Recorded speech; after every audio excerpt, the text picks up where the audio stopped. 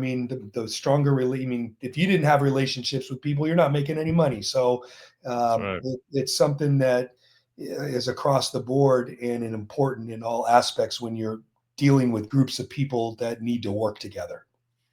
Well, first off, I love you too, and I've said it a million times, but the moments that make a difference and made a difference for me, made a difference, it's the tough times. It's the things when you kind of feel like you're alone or you don't have the answers, that coach, that leader makes a difference.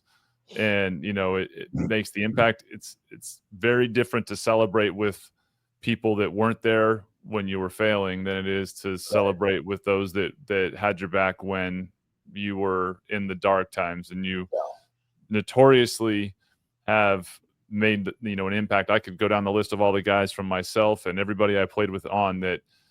Your ability to pick guys up where they were in their failed moments or their kind of under the clouds moments makes a difference. And I think it's a good question to ask you, because I think leaders a lot of times lose sight of the challenges are the opportunities to make an impact, and at times the desire to succeed creates, it's an inconvenience that someone's struggling or that something's going on or that this adversity hits. But really great leaders see that as the opportunity to build the culture and the connection and the relationship you're describing. So talk a little bit about your approach to that, or just your instinct in helping guys through the difficult parts of things. Yeah, you talked about going through dark times, right? And going through hard times. I went through hard times when I was a student athlete.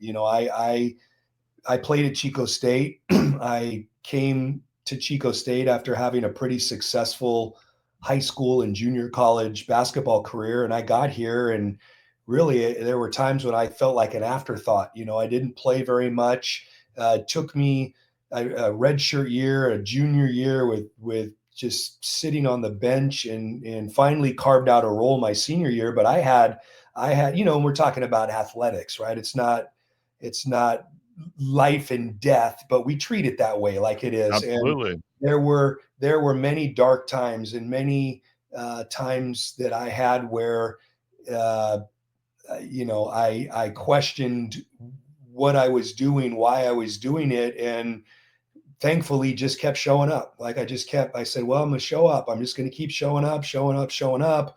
And it not only paid off for me, but it taught me a lot about myself. But I had coaches that did that for me. And I guess my point with this is, you use you as an example, because I can remember some of those conversations that we had when you were going through it. Right. And I guess I first of all appreciate you saying that I had an impact, but I think the reason I was able to was, one, I cared about you, but two, I'd been in your shoes, and then I always felt like, in terms of coaching, I always did a pretty good job, and I didn't meet everyone's needs, but I did a pretty good job of valuing the guys on our team that didn't play or didn't play much.